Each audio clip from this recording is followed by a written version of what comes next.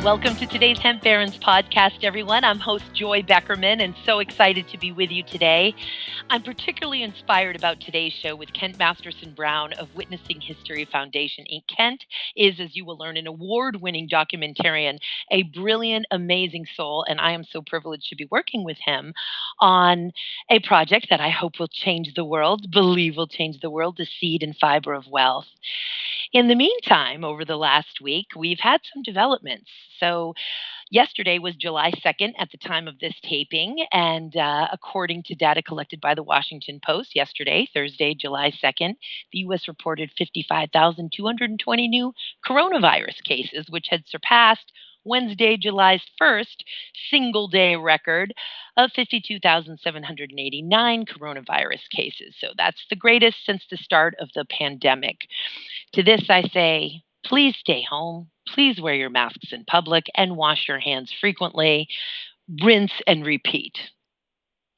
Additionally, the Black Lives Matter movement, criminal justice reform movement, socioeconomical political reform movement is taking root, particularly during this transformative time. One of the silver linings or blessings, as you might say, that are coming with this pandemic is the ability for us to slow down and look at ourselves for a moment, reevaluate, and work together and build community. And boy, are these movements growing. It's really exciting. There are all types of minorities now coming in, getting organized. We just need time here to continue to get organized and come out as a unified voice.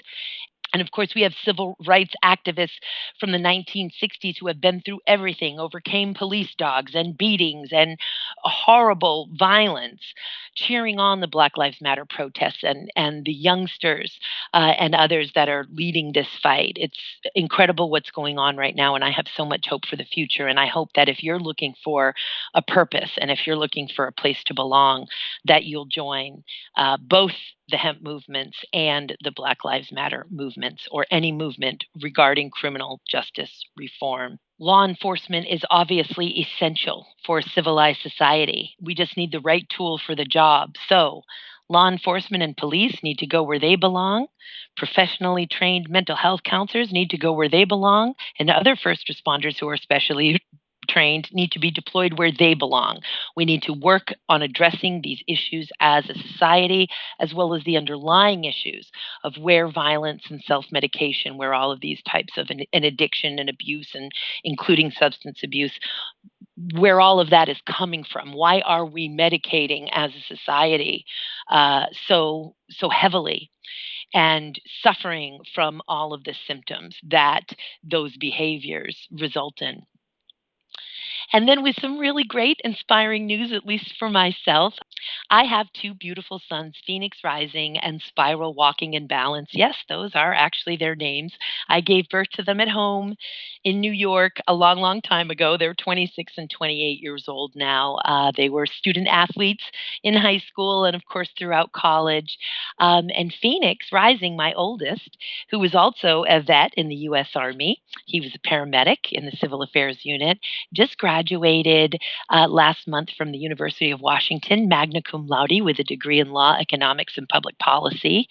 And he is starting his master's in public policy at the University of Washington in the fall. He's heavily engaged in these movements. He is a researcher and staunch anti-racist activist.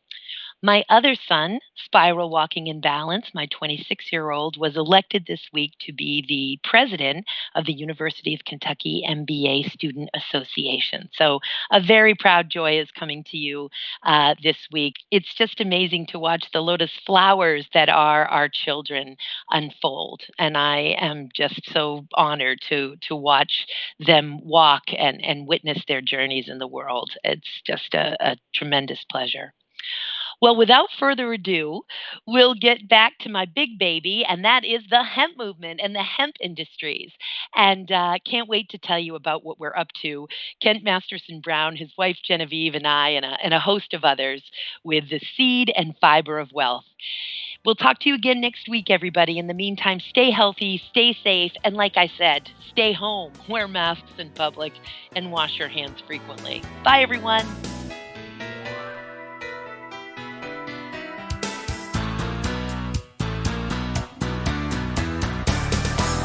hello, Kent Masterson Brown. Thank you so much for being with us on Hemp Barons today. It's my pleasure. It's wonderful to be here. Oh, it is so wonderful to have you. I couldn't possibly be more excited that hemp has gained your attention, your incredible team wife, and witnessing history. Now, of course, in addition to practicing law for 47 years, and being the first chairman of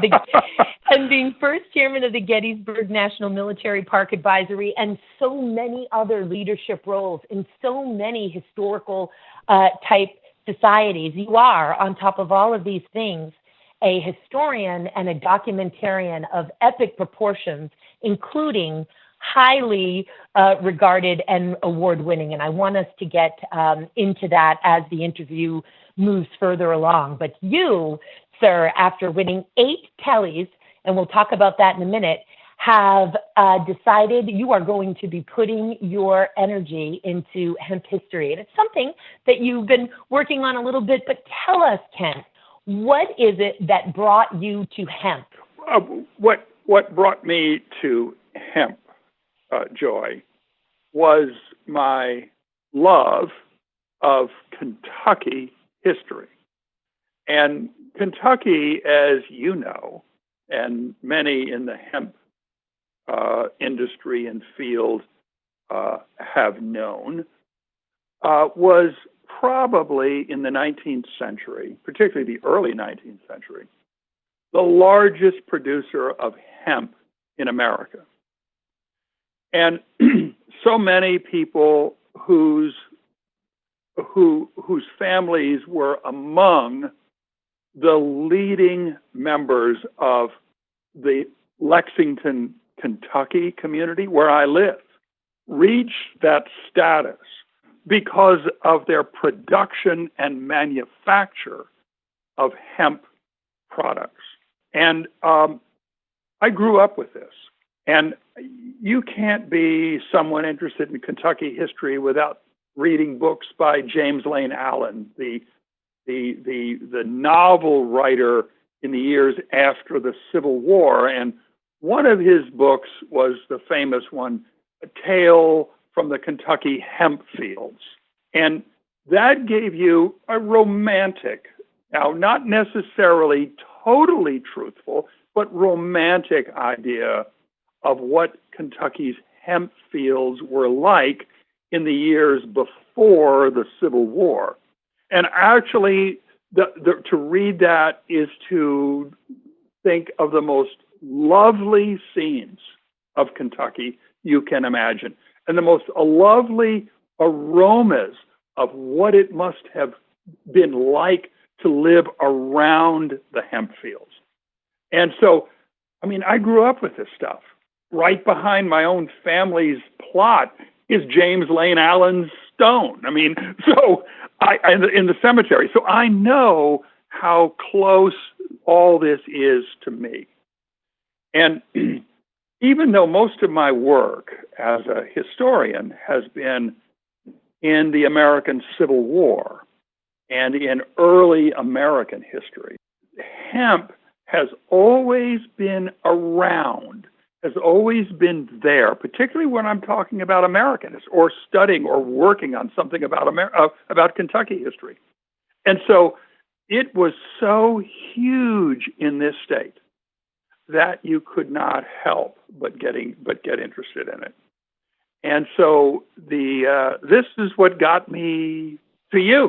And I am just so blessed that we have found each other. And Genevieve, obviously, Seed and Fiber of Wealth is the name of the documentary that you are producing. It's such a huge pleasure and even bigger privilege to be, with your help, by the way. To be helping on it at all, to be any part of the telling of this story in the exquisite quality that it's going to be told. And again, the Telly Awards are so prestigious. They honor excellence in video and television across all streams.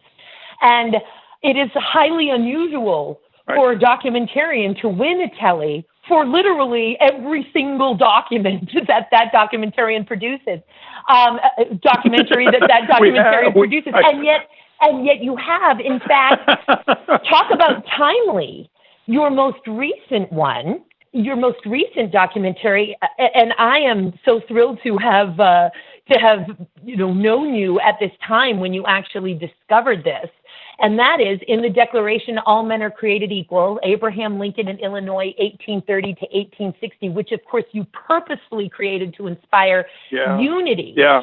Was awarded 2 2020 Telly Awards. So it got the Telly in 2 categories, not just as a history documentary, but as a movie about history. So as I try to explain it to people, as in if MGM had made a movie about history or Disney had made a movie about history, and it was really wonderful, perhaps they would have wanted to get the Telly Award, but no, Kent's documentary is actually what won in that regular category. So this is very, very exciting for hemp that we have garnered the attention of an exquisite historian and film producer with access to so many of these records and artifacts that will be shown. And as you and I often discuss, and as I often say in the show, Kent, not just the United States government, it was globally, although the United States was actually pretty much the global bully in prohibition. It wasn't just the plant itself that was removed from our consciousness. It was all knowledge of the plant that was removed from our consciousness, which is why now when people hear the song of hemp, the story of hemp, the promise of hemp, it affects them on a whole nother level because they had been intentionally deprived of the information to begin with.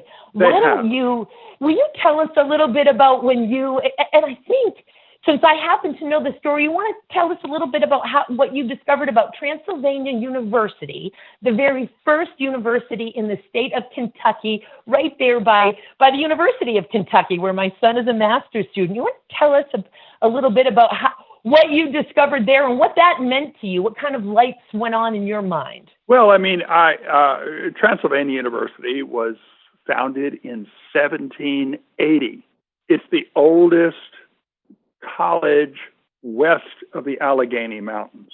It was once even commented upon by Thomas Jefferson as a place where one could learn from, quote, the old cask, meaning the ancients, the earliest of our teachings. And Jefferson supported that. So it was not only founded very early in not even here, it was founded first in what is now Boyle County near Danville.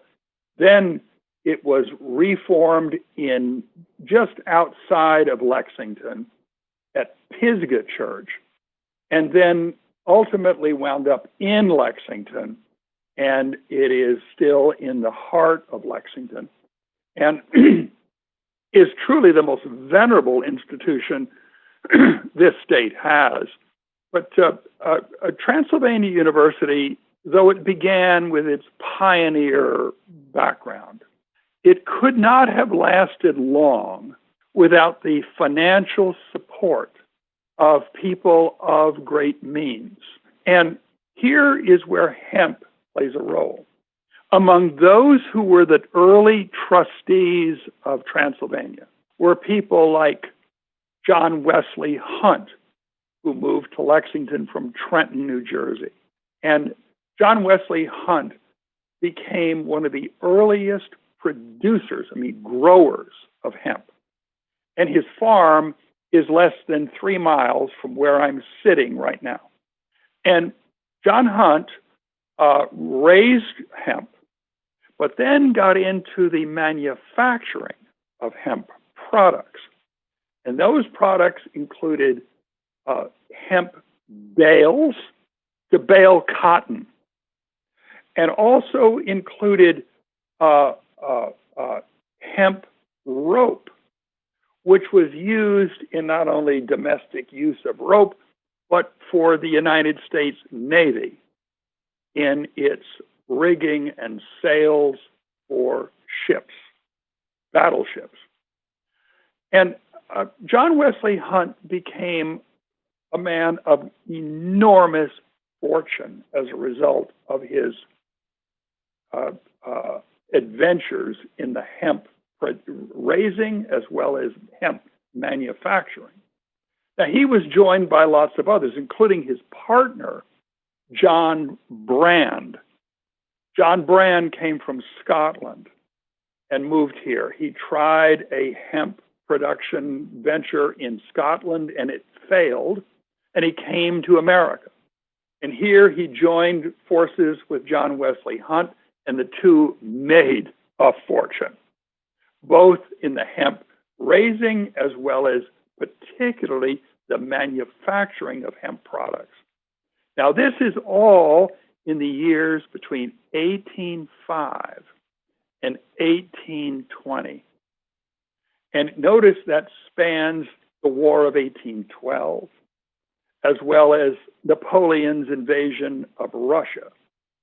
And the Napoleonic War, together with the War of 1812, raised the specter of the use of Kentucky hemp as opposed to Russian hemp, which heretofore was used almost exclusively in the maritime industry. Indeed, Napoleon intentionally invaded Russia so that it could cut off the supply of the English Navy's hemp, and he was quite successful in that strategy. Oh, absolutely. And of course, gave the United States, specifically Kentucky, the opportunity to seize that moment and that market. Yes. And then later on, of course, in history, as you well know, the Japanese invaded Manila in World War II to cut off For the same reason. Yes, to cut off the United States Navy's supply of hemp. For Manila hemp. And that is where Hemp for Victory, the USDA's film, came in, a 13.5-minute film. I always ask people to go to youtube.com and type in Hemp for Victory. And the United States government had to distribute 400,000 pounds of hemp seeds to farmers from Kentucky to Wisconsin. And for 4 years, That's right. And for 4 years, they produced 42,000 tons of fiber annually for the war until it ended, as you well know. But let me ask you this. With regard to the trustees at Transylvania University, what did you find in common with each of the trustees of that university? They all were growers and manufacturers of hemp. Every one of them. Every last one of them. Every last one of them. Well, as we talk about how all of this wealth was generated, I know you of all people, Kent, have a very deep understanding, a huge heart of humanitarian, of unity, of oneness. You've spent so much of your life's work promoting and spreading the message of unity and oneness. And I would like us to talk about how hemp came to Kentucky. And of course, I want to know, or I want the listeners to know, your incredible insight on slavery, specifically in Kentucky, and specifically around hemp, brother. Lay it on us. Well, let me go to number one, and that is how hemp came to Kentucky. Most of the settlers, not all of them, but most of the earliest settlers of Kentucky came from Virginia. Daniel Boone came from North Carolina, although his family had traversed Virginia to get there from Pennsylvania. Still, he came from North Carolina, but most of the settlers came from Virginia. Now, Virginia, in the 17th century, when the earliest settlers were settling Jamestown, they were introduced by the Native American tribes living along the Potomac and the James River to a hemp product, a hemp plant that they were growing and cultivating. Now, the English settlers of Virginia, coming from England, also were there at the behest of the Crown.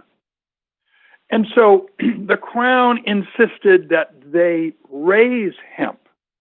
Why? Because hemp was used for maritime uses. Ships, rigging, sails. You could make you can use hemp to make almost anything. Joy, you know that. I mean, almost anything. That's the glory of that plant.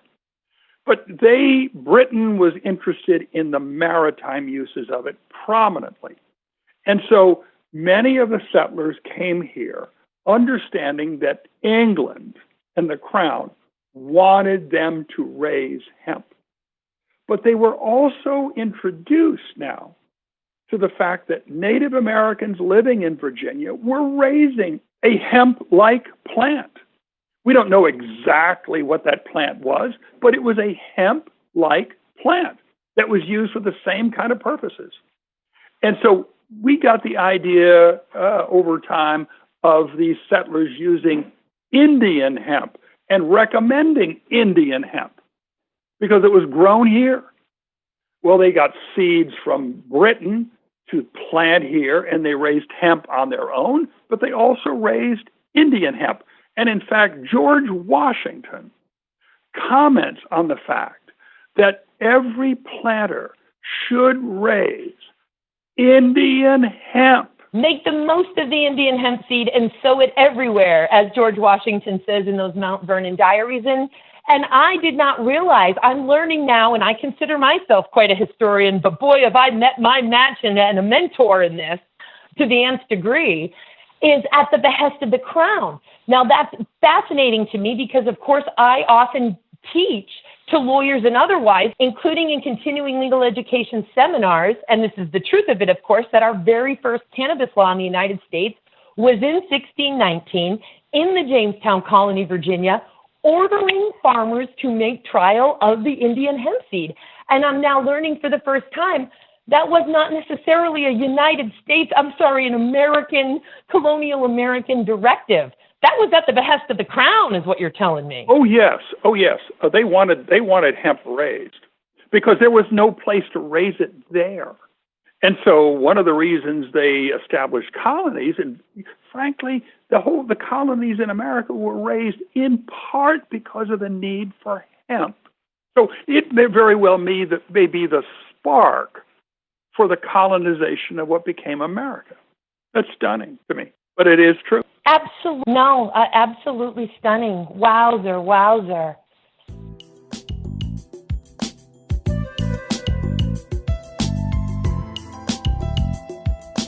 Let's move on, shall we, to a part of our history that we are having to come to terms with, this suppression of genocide and raping and pillaging and violence against humanity, against women, against families, against people of peace, and certainly against warlike enemies.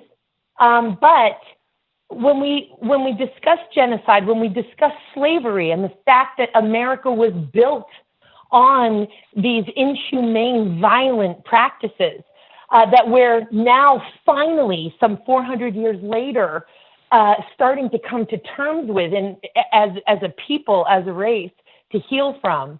Let's talk a little bit, put a lens specifically on Kentucky, and what the story is there, the history with hemp and slavery in Kentucky. Well, I would say this, Joy.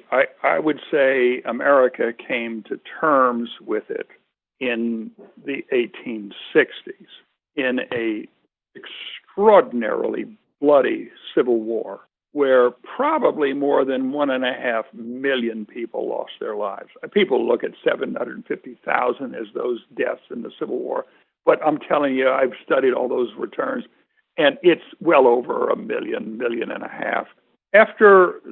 With the Civil War now, which was the defining moment in America's dealing with the institution of slavery, Kentucky was a slave state, but the only crop that was a crop that required a large amount of manpower to raise and harvest was hemp. We were not a cotton growing state, Kentucky. We grow a few acres of long stem cotton in the far southwest of Kentucky in the Jackson Purchase, but nowhere else. Where we were a hemp growing state, which was in the central Kentucky, is what mandated us being a slave state. Without hemp in Kentucky, there would have been no slavery in Kentucky of any proportions at all. And let me just ask you this, if I could, Kent. Yes. And so I'm sure we have some listeners right now that are saying any at all. Is there any way to qualify that? I mean, certainly there was some form. I think we were always dealing with discrimination, of course. Of course. Yeah, what I'm talking about is a slave state in comparison to the slave states of the Gulf states. We were nothing like that but for hemp. Now, was slavery introduced into Kentucky in its earliest settlement? Yeah, it was. Many settlers came to Kentucky with slaves, and we know that from the siege of Boonesboro. We know that from the siege of other stations where slaves played prominent roles in those sieges. But those were one among many. Where you get to hemp production is large numbers of them. And if Kentucky was not a hemp-producing state, it would not have slavery in the fashion that we have come to know slavery in America. And so it was really because hemp was a very labor-intensive crop, required lots of hands, lots of people in the fields, planting and then particularly harvesting hemp, which was a long and an involved process. As we often say, we love that it's the strongest fiber in the world after it's harvested and processed. Yeah. The fact that it's the longest, strongest fiber in the world before it's harvested makes harvesting and processing quite difficult. And, you know, I have so many statistics flushing through me right now of modern day, which, you know, that less than 2% of agricultural lands in the United States are owned by Black landowners, and the tremendous amount of healing that's going on, even in Kentucky. As former, several generations later, we have Black families growing hemp, you know, when they know that their ancestors, and they have traced back that lineage through, you know, scrawled manuscripts that you know so well. You've combed through volumes and volumes. And by the way, those people knew more about planting and raising and harvesting hemp than any other people who had ever lived in Kentucky. Of course. Ever. Of course. No, it's just so amazing. And then just so to give the listener sort of a picture of what it's like, hemp, after the harvesting, and again, we're talking hard to harvest, hard to lift, but on top of it, the combing of those bast fibers, the outer bark of the hemp stalk, and when you're talking about raising hemp for its fiber, and I'm talking here about fiber, what you've got to do is not only plant it, which is usually in April. It's a very fast growing plant, and you know, in 4 to 6 weeks, it's already reached 14 feet in height. And then once you cut it, this is the first act of harvesting. You cut it, then you stack it, and you stack it until probably November, when you then take it down and you start to break it. And you break it so that you can release the fiber in it, because it's the fiber you want. And the fiber you release by hemp breaks, which are devices, simple wooden devices that simply break the outer shell of the plant and expose the fiber, and you garner the fiber. Indeed, you're talking about the breaking of the stalk. And so, folks, if you're listening right now, if you just want to Google later hemp break and really see what that looked like. Now, of course, were more mechanized inventions in modern day, but we're talking about basically two giant pieces of wood that you're taking a hemp stalk, a very long hemp stalk, and you're lifting this piece of wood up and down, breaking it, banging it against that long, strong hemp stalk to, as you say, release the fibers, separate that outer bark, the bast, from that inner woody core, the hurd. And also, of course, it's back then for their purposes, maybe just for rope, there was this letting it stack until November. But bear in mind, in the modern day, for various textiles and the many other applications of hemp, from nanotechnology and air and space, and as a superior use to graphene, et cetera, that certainly we have different grades of fiber that are being developed and so on and so forth. So not all fiber is stacked, but certainly it was then. And we're talking about that kind of manual labor. And I just want to make sure that I also have folks visualize when I say the combing of that outer bast fiber, it's really picture and understand the repetitive shoulder injuries that had to have occurred, not just on the soreness that these people had to endure to carry this crop through for Kentucky. So the repetitive injuries just from the constant breaking and banging of the big heavy board, but then taking that long fiber, that bast fiber, and slapping it like a whip, combing it over these beds of nails, essentially heckles is what they're called, but the nails were the comb of the bast fiber. And you're taking this heavy fiber and you're throwing it over your shoulder, slap through the nails, doing it again, slap through the nails. And imagine the soreness, even if you did that for 30 minutes, Kent, how that would feel. Mm-hmm. Just amazing. Yeah, right. But I want you to know, too, Joy, and everybody, that with the early pioneer into Kentucky, the early pioneer brought hemp, and they raised it next to the fortified stations they built to protect themselves against British and Native American attacks.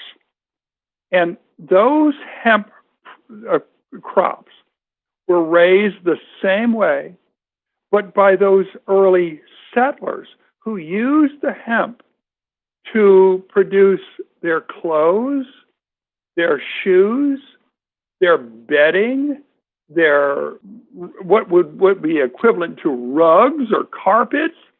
They used them for everything. But all of those people, the early settlers as well as the African American slaves later, did it the same way. And all of them went through the same process. And it's just that because hemp was so magnificently adapted to Kentucky's soil, it became a prominent crop, financial crop. And as a consequence, that led to a slave population helping to plant, grow, and harvest it because it was so labor intensive. If you grew it commercially, which the pioneer didn't, but later the people in Kentucky did, just like cotton. And so really you could say that but for hemp, Kentucky really would not have been a slave state.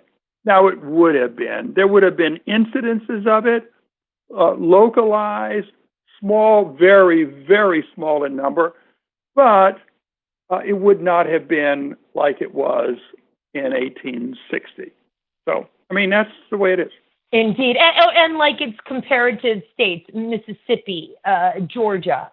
Oh, yeah, nothing like them. But it was closed because of hemp, because hemp required so much labor to plant, grow, and harvest. And I so want to keep our show for the listeners today focused on history. And also, if you don't know your history, you don't know your destiny, and which is of course why. Right, exactly. That's a great quote.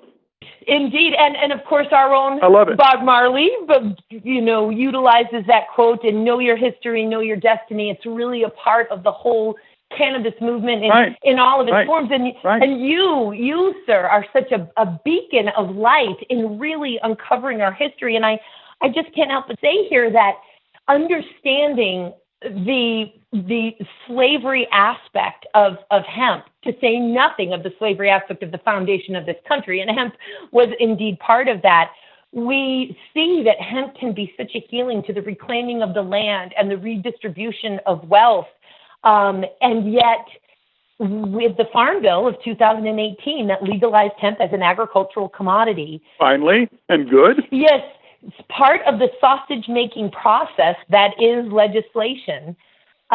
During the negotiation within the Farm Bill conference, and as you well know, this is when the House version of the Farm Bill and the Senate version of the Farm Bill come together, and various representatives from the House and the Senate are chosen to be part of the conference, and then it becomes their job to reconcile the two bills. Well, during that process, there was a compromise made, because we wanted to expand the definition of hemp to include extracts and compounds and derivatives, and make it very clear to the DEA that there was not going to be a single part of this plant that wasn't completely removed from the Controlled Substances Act. Mm-hmm. And yet there were some legislators, congressmen, who did not want that expansion. And part of the compromise that was made was that they wouldn't fight the inclusion of all of the parts of the plant within the definition.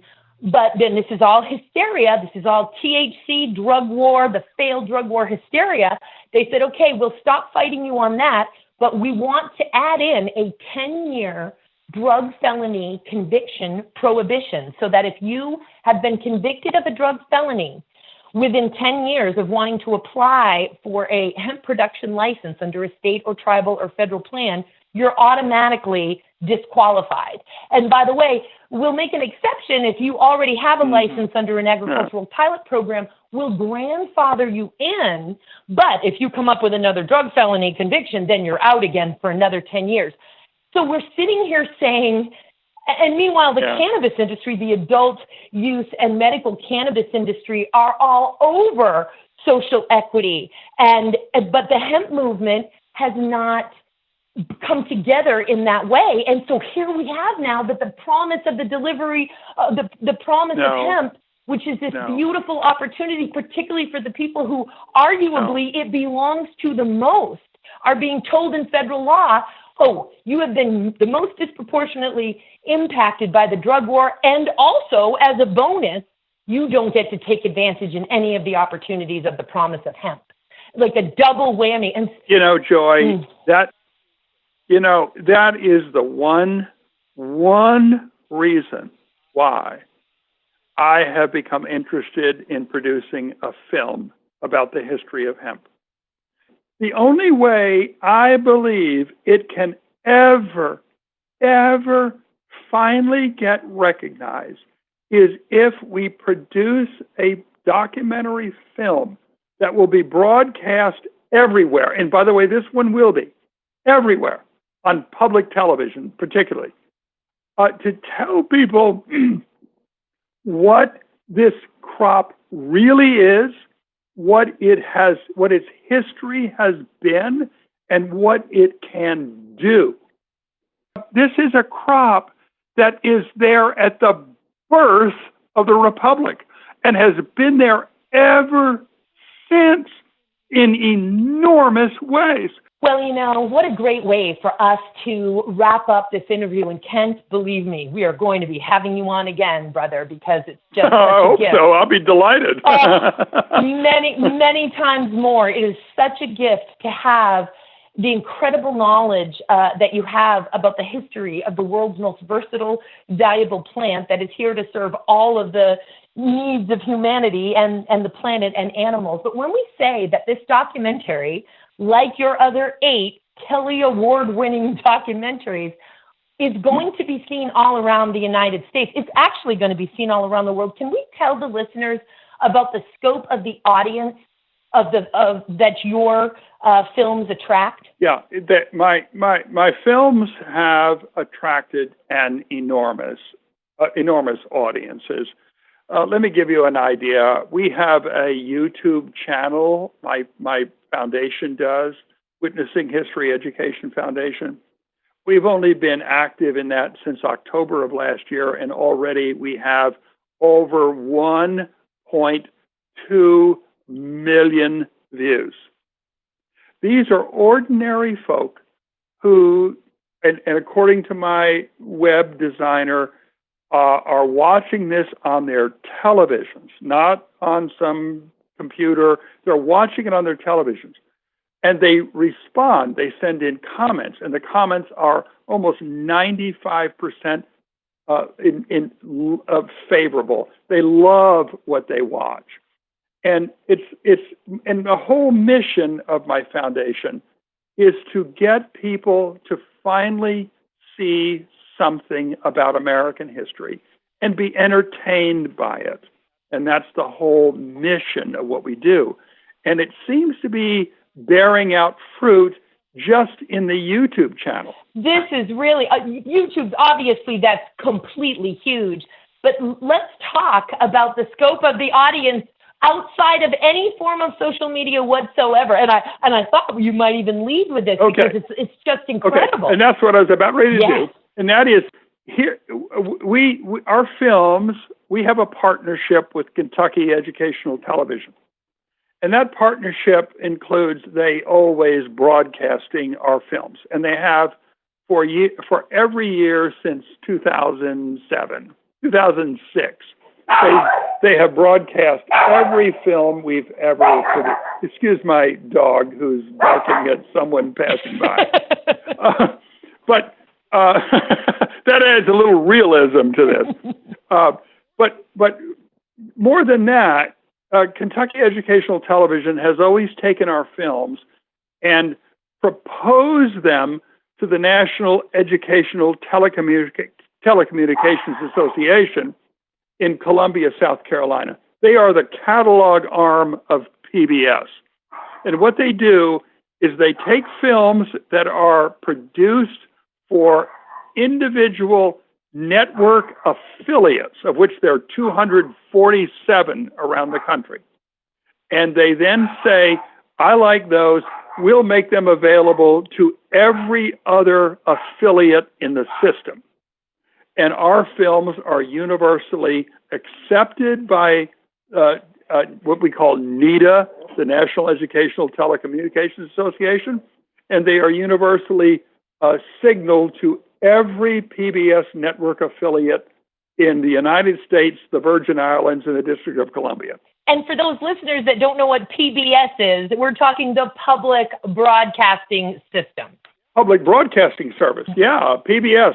You get them on TV, television. It's the Public Broadcasting Service of America, publicly financed.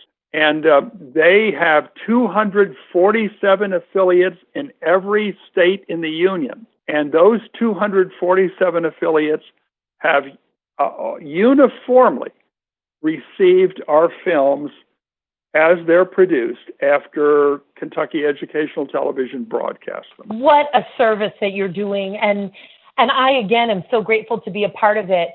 Now, this is an entirely nonprofit endeavor. The Witnessing History Foundation, Inc. is a 501c3 nonprofit charitable foundation.